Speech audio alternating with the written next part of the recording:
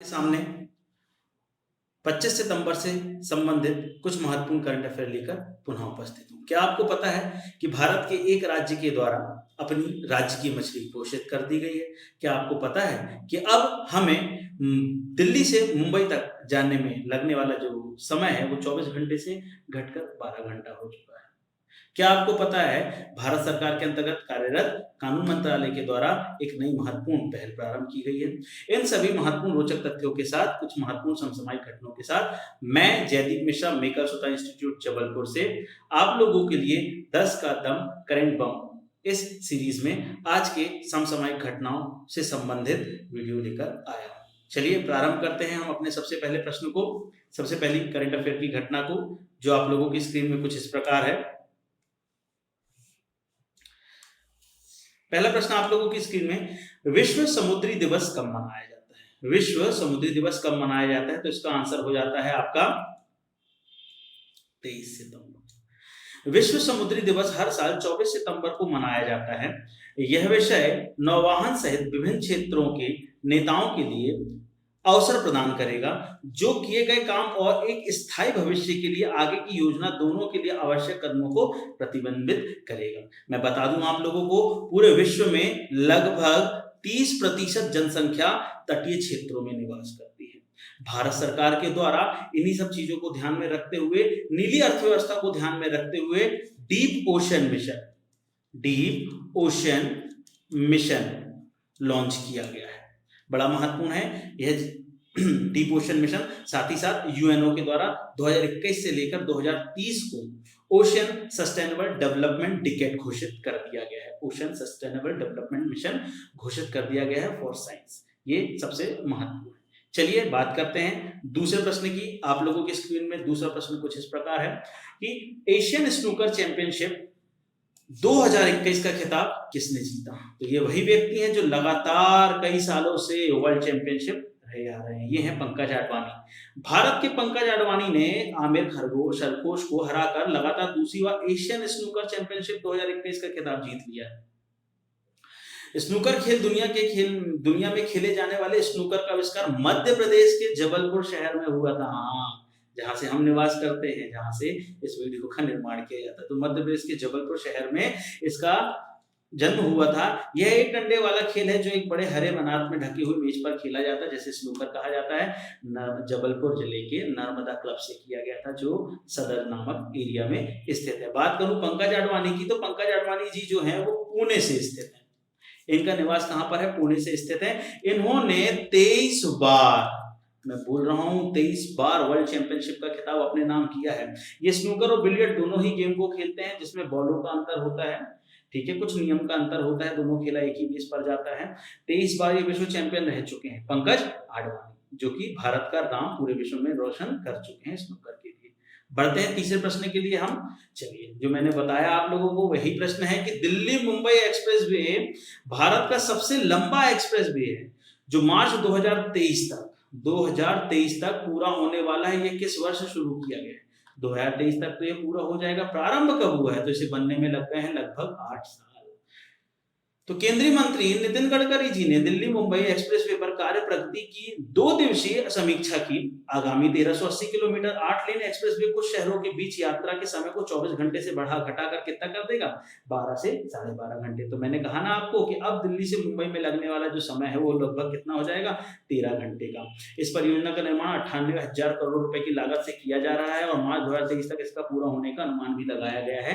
भारत सरकार की रोड, या कह सकते हैं आप परिवहन से संबंधित 2 महत्वाकांक्षी योजनाओं में से एक पूर्ण हो चुकी है, जिसको हमने नाम दिया था स्वर्णिम चतुर्भुज, जिसे प्रारंभ किया गया था सन 2001 में। स्वर्णिम चतुर्भुज, ठीक है, जो 2001 में प्रारंभ हुई थी और जो 2012 में समाप्त हो चुकी है, जिसका उद्देश्य भारत के 4 महानगरों को जोड़ना था, दिल्ली, मुंबई, चेन्नई और कलकत्ता, दिल्ली।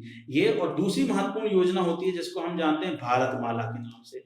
भारतमाला, जिसका उद्देश्य भारत के संपूर्ण औद्योगिक राजधानी और समुद्र की तटों तथा सीमाओं से लगे हुए राज्यों को और शहरों को आपस में जोड़ना है। यह योजना 2015 से प्रारंभ हुई है, जिसके अनुमानतः समाप्त होने का या खत्म होने का जो प्रारूप है, निर्माण होने का प्रारूप जो है वो 2022 है। भारतमाला परियोजना। चलिए बढ़ते हैं हम अगले प्रश्न की ओर आप लोगों के लिए।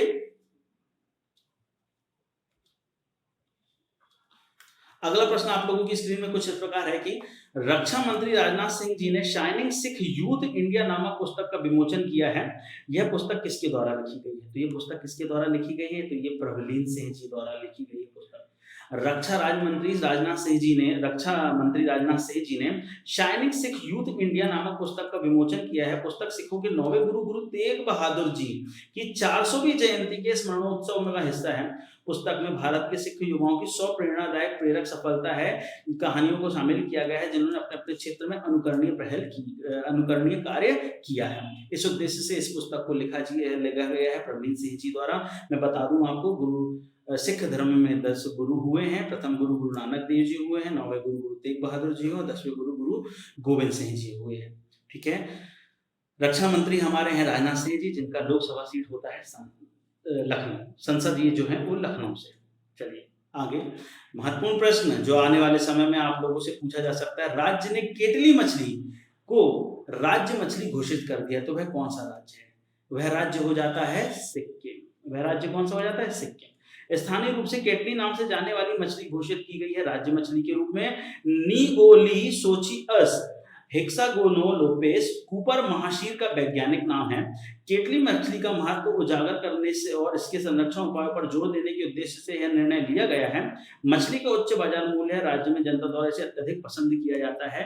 मैं बता दूं, महाशीर मछली मध्य प्रदेश राज्य की भी राजकीय मछली हुआ करती है। बात करें हम सिक्किम की, यदि हम बात करते हैं सिक्किम की, तो मैं बता दूं आपको कि जो सिक्किम है यह 1975 में भारत का हिस्सा बना, यूनियन टेरिटरी के रूप में। जनसंख्या की दृष्टि में भारत का सबसे छोटा राज्य है, 6,10,000 यहाँ की पॉपुलेशन हो जाती है अकॉर्डिंग टू 2011 सेंसस। वर्तमान में यहाँ के मुख्यमंत्री प्रेम सिंह तमांग, साथ ही यहाँ के राज्यपाल गंगा प्रसाद जी। चलिए बढ़ते हैं हम आगे अपने 7वें प्रश्न की ओर। हाँ, महत्वपूर्ण हर न्याय दिलाने के लिए एक पहल ड्राइव। ठीक है, हर घर पर न्याय दिलाने के लिए एक पहल ड्राइव नामक अभियान किस मंत्रालय द्वारा शुरू किया गया है? तो ये प्रारंभ किया गया है कानून एवं न्याय मंत्रालय द्वारा। कानून एवं न्याय मंत्रालय द्वारा न्याय विभाग में टेली लॉ के तहत बड़े पैमाने पर पंजीकरण को प्रोत्साहित करने हेतु एक पहल अभियान शुरू की गई है। नाम है क्या? एक पहल, जो किससे संबंधित है? टेली लॉ से।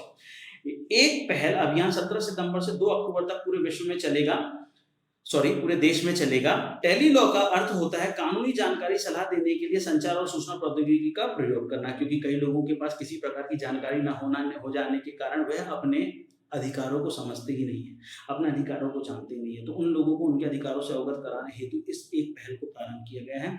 यह प्रारंभ किया गया है कानून एवं न्याय मंत्रालय द्वारा, जिसके मंत्री हो जाते हैं प्रकाश जावड़ेकर जी। ठीक है, प्रकाश जावड़ेकर जी इसके क्या हो जाते हैं? मंत्री हो जाते हैं। 8वां प्रश्न आप लोगों की स्क्रीन, अत्यंत महत्वपूर्ण, किस भारतीय नोबेल पुरस्कार विजेता को सतत विकास के लिए 2030 एजेंडा को आगे बढ़ाने हेतु संयुक्त राष्ट्र सतत विकास लक्ष्य सस्टेनेबल डेवलपमेंट गोल, आप लोगों से इन फ्यूचर एसडीजी का फुल फॉर्म भी पूछा जा सकता है कि एसडीजी क्या होता है? इसका मतलब सतत विकास लक्ष्य, अधिवक्ता के रूप में नियुक्त किया गया है। तो ये कौन हो जाते हैं? तो ये हो जाते हैं कैलाश सत्यार्थी जी। बहुत महत्वपूर्ण, कैलाश सत्यार्थी जी सन 2014 में भारत के लिए नोबेल पुरस्कार जीतने वाले पहले पूर्ण भारतीय हुए हैं। ठीक है, कैलाश सत्यार्थी जी को सन 2014 में मलाला यूसुफजई के साथ 2014 का शांति का पुरस्कार मिला था नोबेल।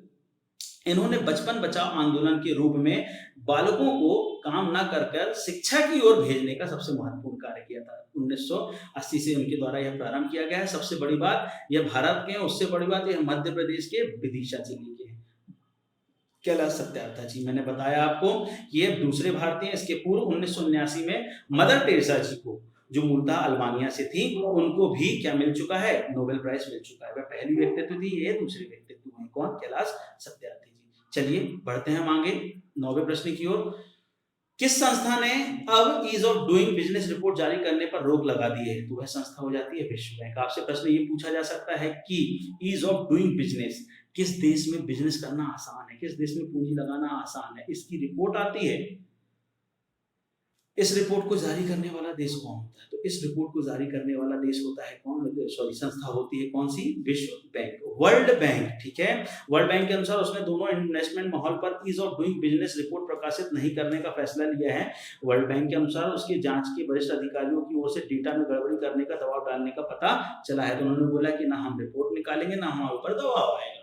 ये वर्ल्ड बैंक की मैं पहले भी आपको जानकारी दे चुका हूं। विश्व बैंक की बात करूं, WB की बात करूं, तो भाई इसकी स्थापना हुई है 1944 में।